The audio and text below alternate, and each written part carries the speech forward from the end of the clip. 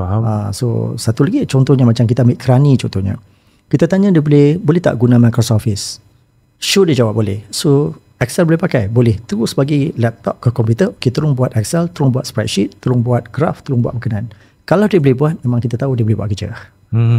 So jadi temu duka yang berdasarkan kata face to face, bertanya berkenaan kau boleh buat ni ke kau boleh buat tu, something yang perlu dielakkan oleh bancakan pada hari ini. So bancakan kena spend time untuk buat temu duka yang komprehensif 9 pagi sampai 5 petang. Tak apalah kita bagi dia lunch pun tak apa, bagi dia seronok dengan temu duka berkenaan, dan daripada satu test ke satu test, so di akhir test berkenaan kita ambil, kita perhati memang dia boleh buat kerja.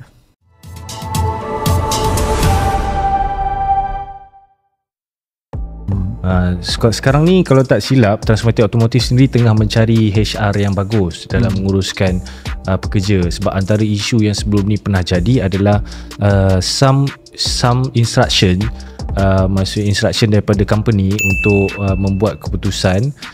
Kadang-kadang HR yang menyampaikan dekat pekerja, dia jadi macam one sided. Dia macam on behalf pekerja pula. Dia kata tak tahulah aku, company memang nak macam ni, korang ikut je lah ni kan. On behalf syarikat pula, kita nak HR tu work for kita kan, supaya pekerja tu lagi motivate. Bila dia alih side ke situ, dia jadi chaos lah sebenarnya kan. Jadi macam mana nak settle solution tu sendiri? Adakah HR tu sendiri kena bertukar dah orangnya? Tengok skop apa yang kita bagi pada HR. Sometimes ada company yang dia lantik HR manager tapi dia tak bagi banyak authority, dia tak bagi banyak kuasa kepada orang HR tersebut untuk buat kerja. Dan akhirnya HR tersebut dia terpaksa panjat bilik bos lah, minta decision kan. Dan bila satu hari sampai 5-6 kali dia minta decision daripada bos pun nak fed up. Kenapa Asyik tanya dengan aku je kan, Asyik tanya je, tak boleh buat keputusan sendiri kan. Ini mungkin bermula daripada authority yang tidak diberi kepada HR itu sendiri, dan HR menyebabkan dia tak boleh buat keputusan. So jadi dalam mengurus manusia, kalau kita hire HR manager berkenaan, kita kena bagi certain authority juga pada dia, supaya dia senang untuk buat kerja, supaya dia tak kacau kita as a boss kan. Dan kemudian apa saja berlaku dalam within dia punya authority, dia kena bertanggungjawab terhadap keputusan-keputusan yang dia telah buat berkenaan. So dalam pengurusan manusia ni, kalau kita benchmark dengan multinational company besar-besar berkenaan, mereka concentrate buat SOP. So bila jadi siapa pun datang daripada HR manager pertama tukar pergi HR manager yang kedua, so semuanya adalah sama sebab SOP yang sama. So jadi kalau kita nak ambil HR manager berkenaan adalah kita boleh test on dia punya knowledge on SOP kan. Contohnya kalau pekerja tak datang kerja, apa yang patut dia buat?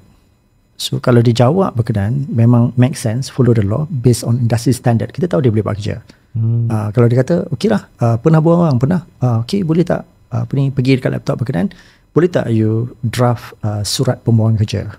Kalau dia boleh draft, kita tahu dia boleh buat kerja. Kalau dia tak boleh draft, the draft dia salah, kita tahu dia memang tak cukup pengalaman atau tak cukup knowledge tentang perkara berkenaan. Right. So kita tak akan terpedaya ataupun terpengaruh dengan cerita dia. Saya kerja dengan company besar, saya dah buat ni berkenaan. So kita tak akan terpengaruh dengan cerita dia dalam temu duka. Yang penting dia ada knowledge tak? Dia ada skill tak kan? So then kalau kita kata dalam temu duka yang akan datang, contohnya kita buat 2 kali temu duka. Temu duka yang akan datang, saya nak you present kepada ahli panel. So macam mana nak restructure balik company ni?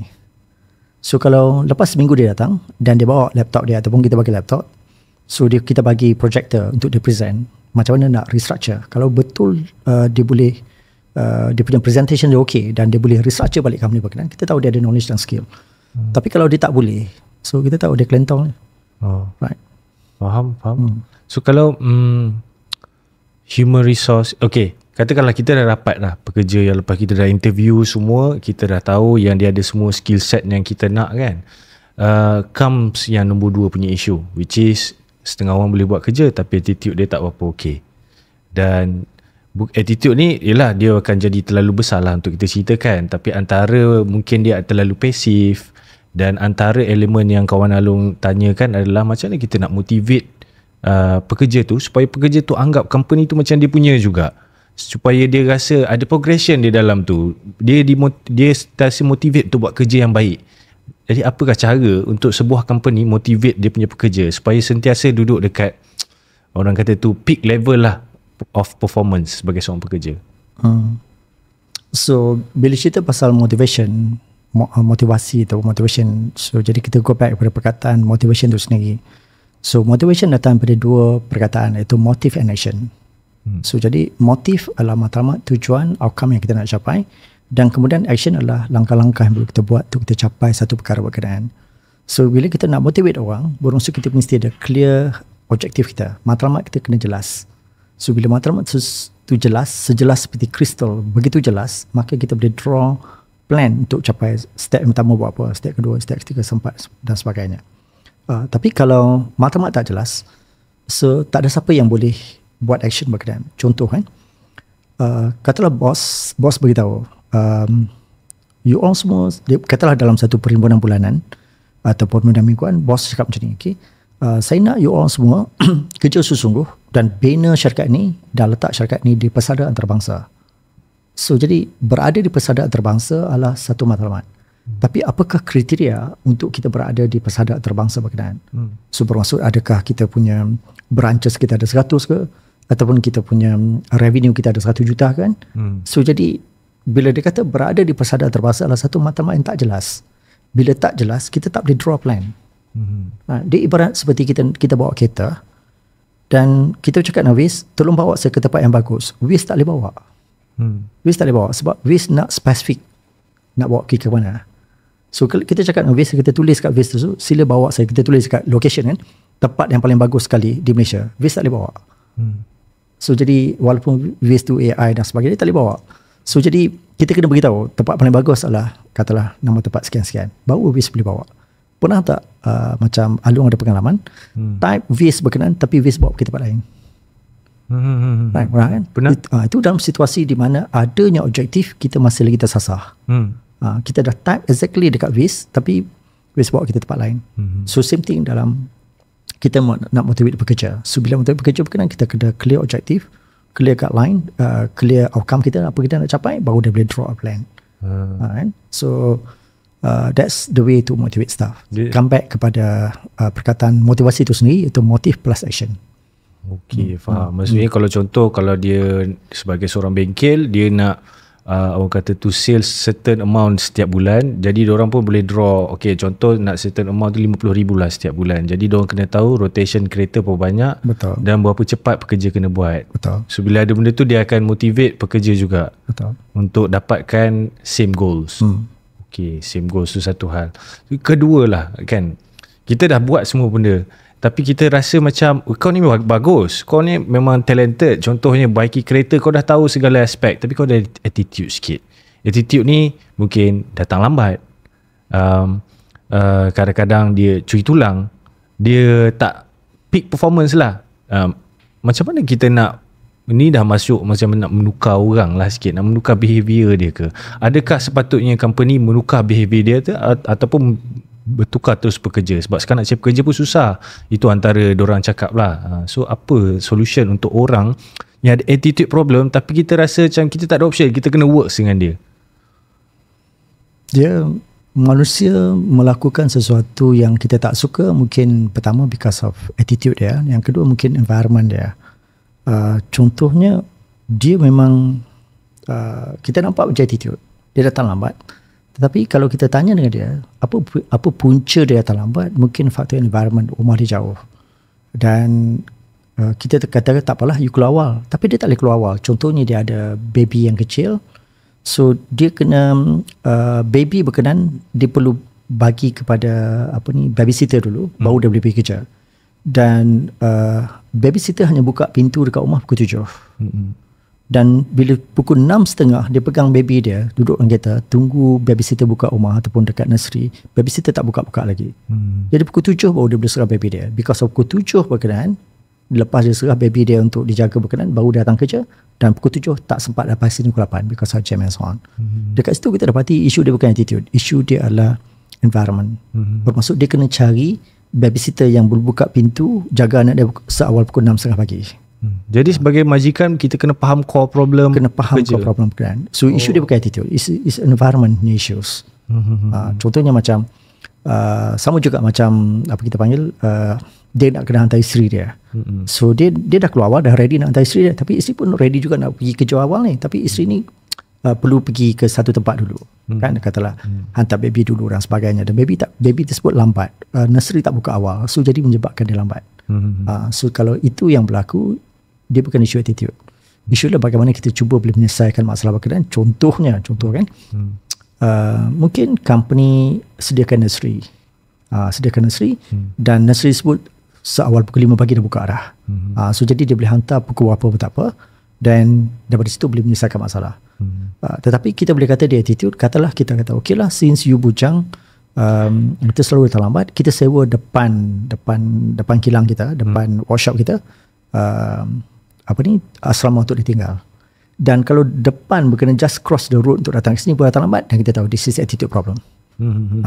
Attitude maksudnya adalah bila semua environment dah okey dah, dia punya ekologi dia semua dah okey dah, tapi dia masih lagi datang lambat, dan kita tahu this is attitude problem.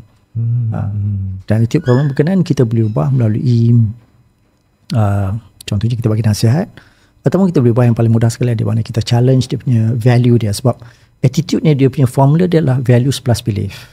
So attitude, values plus belief. Bila orang kata change your attitude, change your value, change your belief you. Kalau dia tak mampu nak berubah, nak melakukan perubahan, dia tak pandai nak ubah value dia, nak ubah value dia, maka kita terpaksa face to face, kita coach dia to change dia punya value, to change dia punya belief dia. Bila kita dah ubah value dan belief dia, bila kita dah ubah value dan belief, maka attitude dia berubah. Okay, value apa tadi? Value dengan belief lah. Okay, mungkin kena ada contoh lah Pak, sebab mungkin kita cakap macam ni orang tak boleh nak tangkap lagi. Kita create satu contoh lah. Orang tu memang lambat, dan kebetulan memang hostel dia dekat, tapi still dia lambat, dan dah ditegur tapi still tak jadi. Dan bila ditanya, kadang-kadang dia tak nak keluarkan apa benda yang permasalahan dia. Macam mana kita nak tackle benda tu? Maksudnya value dia adalah dapat rehat, relax dekat hostel adalah lebih penting daripada sampai dekat office pada waktu on time kan. So jadi maksud rasa bestnya berehat, rasa bestnya seronok duduk dekat hostel berkenaan, keluar lambat adalah sesuatu yang lebih penting pada dia compare kepada datang awal di tempat kerja. So jadi apa yang kita kena buat adalah kita kena coach dia supaya datang awal lebih penting daripada berehat dekat rumah. Okay. So bila kita berjaya ubah dia punya hierarchy dia panggil hierarchy of values, kita ubah hierarchy dia daripada datang awal tu jatuh nombor 2, sekarang kita datang awal jatuh nombor 1, maka barulah berubah dia punya attitude dia.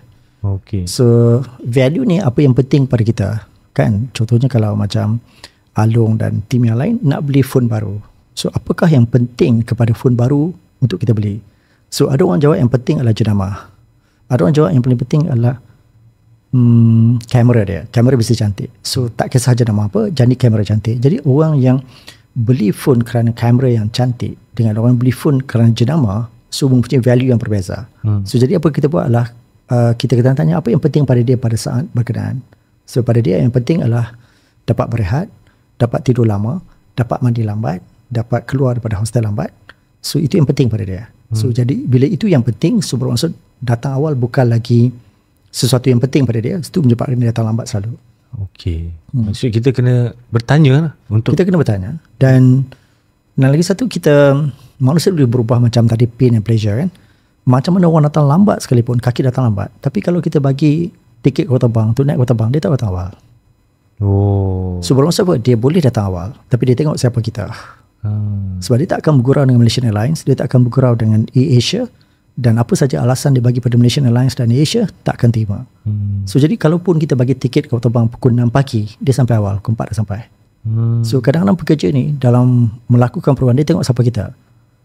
So bila dia nampak kita ni macam boleh makan, kita ni memang tak kisah, kita ni okey, so dia terlambat lah. Kan? So itu kita panggil dari segi psikologi manusia on that lah kan. Nak naik bas, nak naik train, dia tahu datang awal. Walaupun ada juga yang terlepas train, terlepas kereta bang, tapi mungkin due to some other matters lah kan. So pada dasarnya manusia boleh datang awal, tetapi dia tengok siapa orang berkenaan. Dia check lah, dia maksudnya yelah, bila MAS dah tahu reputation airline, memang takkan tunggu sesiapa pun. Dia dah establish benda tu, so mungkin kena set boundaries tu jugalah kan. Maksudnya company kena set some things yang dorang dah tak boleh comprehend. Maksudnya dorang takkan layan dah. Datang lambat, kali kedua cukup buang. Macam itulah kot kan. Kena buat some sort of SOP. So contohnya kata kita boleh buat eksperimen. Siapa datang awal, katalah masuk kerja pukul 8. Siapa datang 7.50, RM100 allowance harian cash on that particular day.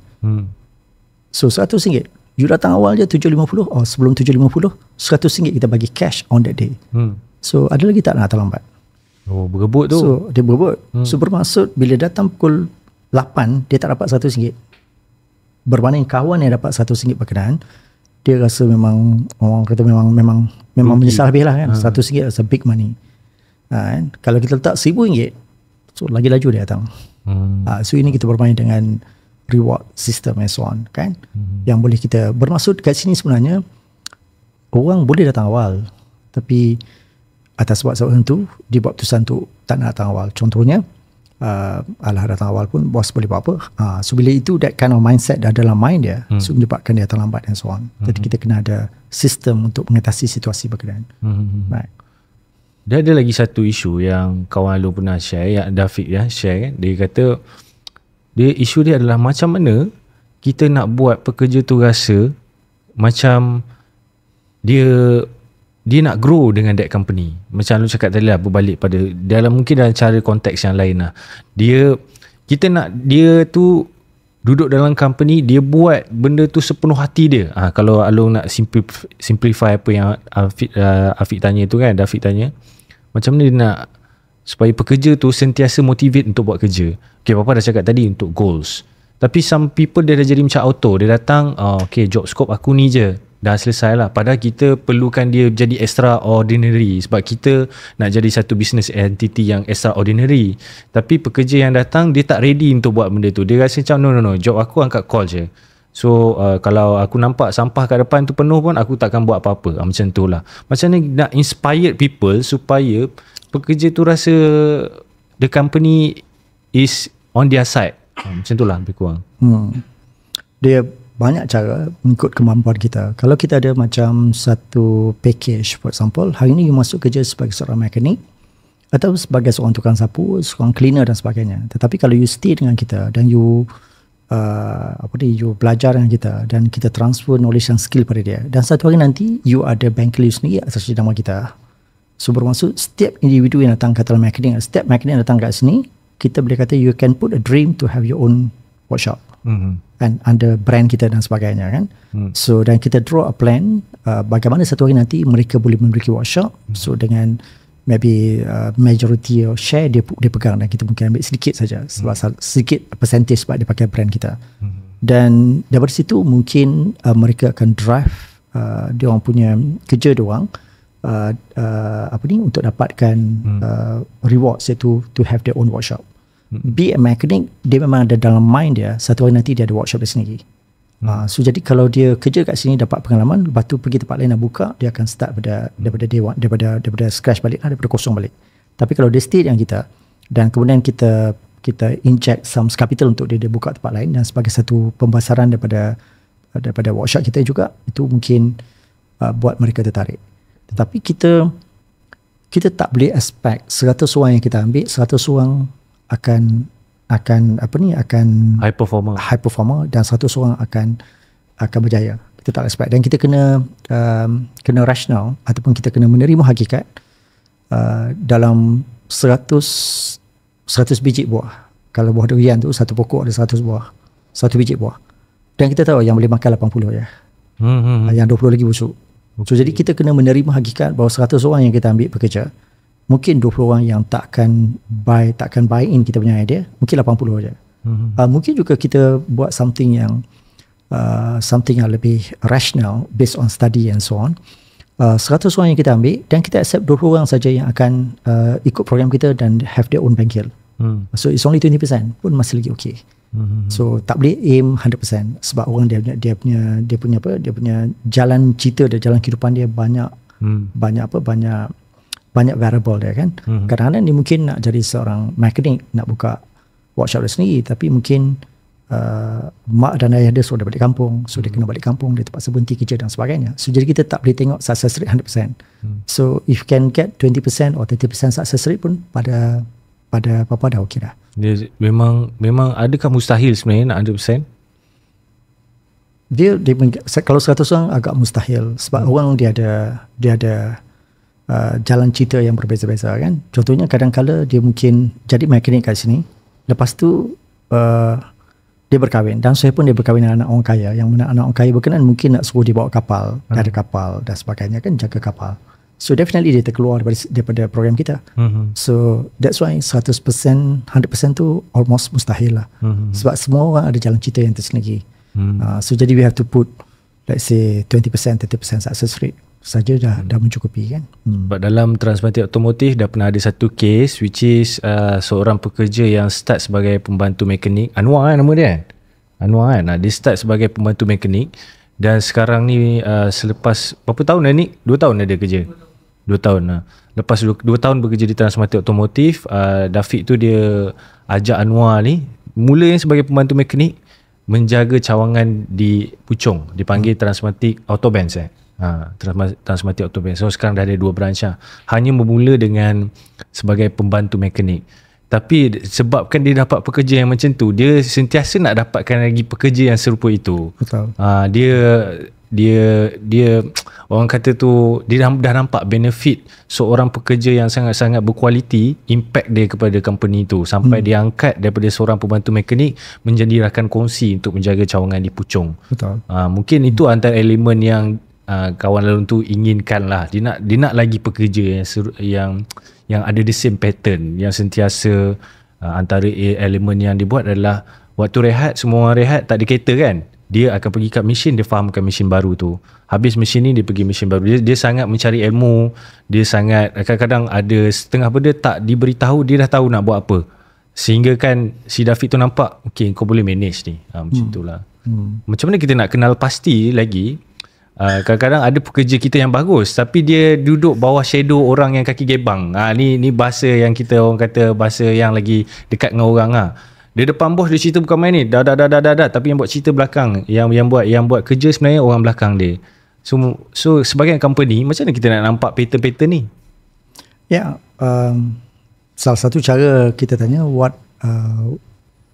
do you want? So what do you want in your life? So soalan ni agak mudah, apa yang awak nak di hidup awak, tetapi ramai orang tak boleh jawab. So what do you want? Kalau dia dah jawab pun kita boleh tanya soalan lain, what exactly that you want? So bila dia bagi jawapan bahawa satu hari nanti saya nak buka bengkel saya sendiri, dan kita tahu itu mungkin orang yang kita cari. Kan? What do you want? What exactly that you want? So and then bila dia jawab soalan berkenaan dengan baik, nak buka bengkel dia sendiri, dan kita tanya pula bengkel tu kat mana, so bengkel tu macam mana rupa dia, bentuk dia dan sebagainya, kita tahu mungkin dia ada dream yang sedemikian. Kan?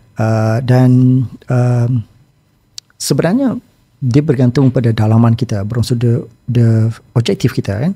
Kalau dalam Islam segala-galanya bermula dengan niat kan, bermaksud Mak Saleh kata begins with an in mind.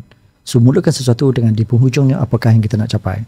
So jadi dalam Islam segalanya bermula niat. Niat kita apa? Kalau niat kita bekerja, satu hari ni nak ada bengkel kita sendiri, kalau itulah niat kita, nawaitu kita, so chances tu ada bengkel berkenaan sendiri adalah tinggi. Tetapi ramai orang yang bekerja, kita tanya 2 tahun yang akan datang you agak-agak you ada kat mana, dia tak boleh jawab soalan tu. 5 tahun yang akan datang you akan berada di mana, dia tak boleh jawab soalan tu. Bermaksud dia tak ada bayangan, dia tak ada goal dia macam goal dia mungkin very short term, orang kata untuk 5-6 bulan je dia punya goal dia kan, dan dia bukan untuk 5-6 tahun punya goal. So because goal dia tak ada, niat dia tak ada, sebab tu dia tak tahu ke mana dia pergi. Dan kadang-kala dia dapat gaji ataupun imbuhan yang berbeza sikit. Katalah kita bayar X amount dekat sini, ada company bayar extra 200, dia pergi. Walaupun company berkenaan tak provide untuk dia carry growth berkenaan. So disebabkan dia tak ada goal berkenaan, itu menyebabkan mereka macam hidup segan mati tak mahu. Itu isu dia dekat sini. So sekarang zaman Euro kan, Euro tengah main, cuba tengok macam Cristiano Ronaldo. So dia tahu apa benda dia nak. So dia punya aim dalam life dia to be the greatest player in this planet, the greatest player in the planet. So jadi dia kata pemain terbaik di planet ini. Dan bila kita tanya the greatest player berkenaan, what do you mean, apa yang dimaksudkan, dia kata to become excellent. Dan kita tanya Excellent tu apa? Dia boleh jawab dengan baik. Pemain nombor 1 terbaik dunia. Dan semasa dia jadi pemain nombor 1 terbaik dunia, dia juga pemain nombor 2 dan nombor 3 terbaik dunia. Dia nak tapau nombor 1, nombor 2, nombor 3 sekaligus. Right? That's the mean by greatest player. Dan kemudian dia beritahu, bila dia dapat nombor 1, nombor 2, nombor 3, dia tinggalkan nombor 4 jauh di bawah. So kalau nombor 1, nombor 2, nombor 3 tu dalam 90 markah. Orang nombor 4 tu nak kerja dia 60 markah. So bermaksud dia punya goal dia jelas. To be the greatest player in this planet. So because dia punya goal dia macam tu, sebab tu latihan bola start 9 pagi, dia pukul 5.30, pukul 6 dah ada kat padang. Because goal dia. So balik pada apa yang Alun cerita tadi, ada staff tadi nama apa, Anwar ke? Anwar tadi. Sebab tu semasa lunch dia boleh pergi tengok mesin dan belajar. Because goal dia, yang drive dia. Bila orang tak ada goal, memang bukan waktu lunch, orang kata waktu habis kerja pun dia tak akan stay. So macam Papa punya experience lah, orang yang ada goal ni kadang habis kerja pukul 5 dia tak balik lagi, dia mengesut jumpa bos, curi masa bos 20 minit untuk belajar pada bos tiap hari. Sebab dia ada goal dia, satu hari nak jadi lebih hebat ataupun lebih baik daripada apa yang dia ada sekarang. Goal tu yang drive dia. So kalau kita tengok dalam Cristiano Ronaldo, habis training pukul 12, kenapa dia pukul 1 ke 2 sepak bola lagi? Because the goal dalam mind dia. Goal tersebut adalah yang drive dia. Dia macam minyak lah, yang push the person, macam apa, minyak petrol yang membakar dalam minda dia untuk dia terus pergi lebih jauh. Same thing macam pelari marathon. Pelari marathon main bola seronok jugalah, ada 11 orang, ada 15 orang, ada 20 orang, kita bermain, kita boleh gelak, ketawa dan sebagainya. Macam mana pelari marathon yang nak pergi Olimpik 4 tahun sekali, pukul 3, pukul 4 pagi, boleh bangun pagi, mandi ataupun do some stretching, ambil light breakfast dan pakai kasut, baju berkenan, pergi berlari seorang-seorang, pukul 4 pagi dah start berlari. Semasa berlari di rumah, dia tampak dekat jalan kiri kanan gelap, orang tengah tidur lagi dengan sejuk, dikejar oleh anjing, perompak, penyamun semua ada. Tapi kenapa dia boleh berlari tiap-tiap hari selama 4 tahun? Satu hari berlari lebih kurang 12, 15, 18 km. Dan seminggu sekali 40 km. Nak jadi pelari marathon dalam sukan Olimpik 42 km. So semasa dia berlari berkenaan lah, dia terbayang Olympics. Because Olimpik yang berada dalam mind dia berkenaan, dia terbayang berkenaan, itu menyebabkan dia boleh berlari. So berlari di Olimpik tersebut, dia macam dengar suara macam ada bayangan berlari dekat stadium yang penuh dengan orang berkenaan. So jadi pekerja yang betul-betul ada, yang betul nak pergi jauh tu, bila dia bekerja yang kita sebut, dia dah dalam bayangan dalam diri dia untuk dia ada something, company yang besar, branch dia sendiri ada dalam mind dia, dan bila dalam mind berkenaan something yang tak boleh tahan dia. So dia work hard to achieve dia punya goal berkenaan. Maksudnya setiap company, setiap majikan, dia kena tahu goals semua pekerja dia. Dia kena tahu. Wajib lah. Kita nak macam mana nak lakarkan dia punya plan. Ada orang dia mungkin tak nak, dia nak kerja kat sini sebagai batu loncatan. Contohnya kita ambil pelajar sekolah lepasan SPM contohnya. Dalam mind dia kerja kat sini sekejap, lepas tu dapat duit nak masuk college, nak masuk universiti. So jadi kalau kita suruh dia stay yang kita, dan kemudian satu hari nanti kita akan bagi satu branch untuk dia tak akan masuk dalam mind dia, sebab mind dia adalah dia nak masuk universiti. Sama juga orang yang dia kerja kat sini because of dia nak tunggu mak dan ayah ada pencen. So mak dan ayah pencen berkenan balik kampung, dan dia akan balik kampung dan kerjakan tanah kat kampung. So macam mana kita bagi macam-macam insentif untuk dia buka branch di bawah banner kita, dia tak akan pergi jauh. Because dia punya goal different, tak align dengan company goal. Dan dia macam ada self orang kata tu self motivation dia sendirilah untuk dia buat benda. Dia ada jalan dia sendiri, dia ada matlamat dia sendiri. Jadi wajib untuk semua majikan tahu goals ni lah. So kena, cara nak tahu ni bertanya je lah. Tanya what do you want, atau what do you want in your life. Lepas tu soalan susah jawab, kita boleh tanya soalan yang lebih pendek sikit. Dalam tempoh 2 tahun lagi, di mana you akan berada? Dalam tempoh 5 tahun lagi, di mana you akan berada? So kalau you beri satu branch untuk you handle, you nak tak? So by asking that kind of question, kita boleh dapat meneka lah sama ada dia nak ataupun dia tak nak. Kalau dia tak nak, might as well don't spend time untuk dia lah, sebab niat dia tak ada, matlamat dia tak ada. Cuba kalau Alung ambil satu sisi sebagai pekerja lah, kadang-kadang itu majikan yang baik. Dia nak tahu goals kita, dia nak membantu kita, dia nak kita pun perform the best untuk company dia. Tapi ada satu mungkin entiti majikan juga yang bukan kat sini lah, bukan kat atas mati otomotif, yang simply nak pegah. aku dah bayar kau 2,500 kan, kau kerja lah 2,500, kau buat lah yang benda ni. So kalau kau tak suka, kau boleh pergi. Ataupun majikan yang ke arah itu, yang bukannya nak taking care, tapi sebagai pekerja pula dia seorang yang sangat-sangat motivated tu buat yang benda yang bagus. Dia macam ada kontradik pula. Benda ni majikan dia sendiri yang ada permasalahan tersebut. Adakah akan membunuh majikan tu kembali, ataupun apa benda yang boleh menyelesaikan situasi tu? Kita tahu bahawa manusia is the greatest asset. Kan, bermaksud manusia adalah harta terbaik sesebuah syarikat kan. So jadi kalau majikan tak jaga pekerja, so satu hari nanti bila pekerja dah tak ada, so memang company tutup lah.